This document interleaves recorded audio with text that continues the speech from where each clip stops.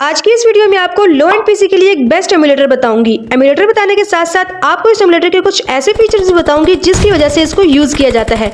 अगर आप वीडियो को एंड तक देखेंगे तो आप इजीली ये डिसाइड कर पाएंगे कि आपको अपने पीसी के अकॉर्डिंग कौन सा एमुलेटर यूज करना चाहिए। वैसे अगर देखा जाए तो गूगल पर 25 के करीब एमुलेटर्स हैं और ऑलमोस्ट 10 के करीब एंड्रॉइड ओएस हैं। एंड्रॉइड एमुलेटर्स और एंड्रॉइड ओएस दोनों को ही आप एंड्रॉइड एप्स एंड गेम्स को पीसी पर रन करने के लिए यूज कर सकते हैं। लेकिन यहाँ पर सवाल ये पैदा होता है कि आपको कैसे पता चलेगा कि कौन सा एमुलेटर आपके कंप्यूटर के लिए बेस्ट है। तो इसका आंसर बहुत ही सिंपल सा है। सभी एमुलेटर के कुछ स्पेसिफिक मिनिमम सिस्टम रिक्वायरमेंट्स होती हैं जिनकी मदद से आप ये जान सकते हैं कि ये एमुलेटर आपके पीसी पर वर्क करेगा या नहीं। अब आते हैं अपने मेन पॉइंट की तरफ कि PUBG मोबाइल के लिए कौन सा एमुलेटर बेस्ट है। तो दोस्तों मैं मोस्टली ग्रेना स्मार्ट 3.0 एमुलेटर का यूज करती हूँ। इस एमुलेटर में काफी सारे ऐसे फीचर्स हैं जो मुझे बहुत पसंद है। एक तो ये एमुलेटर किसी भी लो एंड पीसी पर विदाउट लैग चल जाता है। ग्रेना smart emulator basically Smart Gaga का ही एक बेस्ट मॉडिफाइड वर्जन है। बाकी स्मार्ट गागा वर्जन में एक्सट्रैक्शन के बाद ब्लू स्क्रीन आने के चांसेस काफी ज्यादा होते हैं, लेकिन इस एमुलेटर में ये प्रॉब्लम नहीं होती। वैसे तो 8 GB रैम वाले पीसी में सभी एमुलेटर चल जाते हैं, लेकिन ब्लू स्टॉक, डॉक्स प्लेयर और मेमो प्लेयर जैसे एमुलेटर्स लो एंड पीसी पर काफी लैग कर जाते हैं। ग्राफिक कार्ड ना होने की वजह से अगर मैं अपने कंप्यूटर में ब्लू स्टॉक 5 को इंस्टॉल करती हूँ तो इसमें PUBG कभी कभार काफी लैग कर जाती है। इसके अलावा अगर मैं फुल मैप को प्ले करूँ तो इसमें भी काफी सारे ग्लिचेस आ जाते हैं और जो घर वगैरह होते हैं वो सही से दिखाई नहीं देते।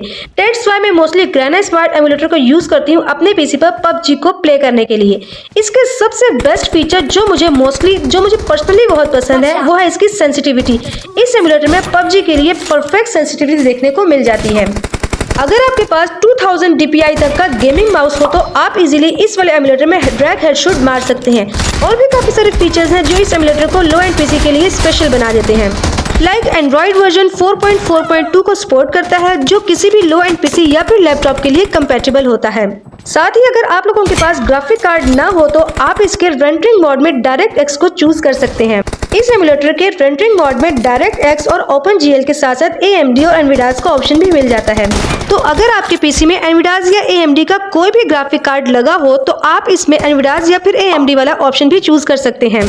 जैसे ही PUBG की न्यू अपडेट आती है तो 4-5 दिन तक PUBG काफी लैग करती है और इसमें लैग फिक्स नहीं होता। तो मैं यहाँ पर कुछ टिप्स फिक्स करती हूँ इस एमुलेटर में लैग को फिक्स करने के लिए। अगर तो ये एमुलेटर लैग करे तो इसके रेजोल्यूशन साइज को कम करके लैग को फिक्स कर सकते हैं।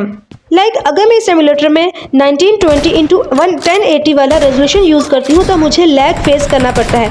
सो इस चीज़ को फिक्स करने के लिए मैं रेजोल्यूशन को कम करके 1080x720 वाला रेजोल्यूशन चूज कर लेती हूँ। इससे मेरा लैग जो है वो काफ़ी हद तक फिक्स हो जाता है। साथ ही मैं अपने केस में PUBG की सेटिंग को अल्ट्रा ग्राफिक और हाई क्वालिटी पर रखती हूँ, क्योंकि अगर मैं स्टैंडर्ड पर यहाँ पर स्मूथ पर प्ले करूँ तो ना तो मेरा लैग कम होता है और ऊपर से ड्रैग हेडशॉट भी नहीं लगते। साथ ही इस एमुलेटर में PUBG के लिए परफेक्ट की मैपिंग और सेंसिटिविटी देखने को मिल जाती है।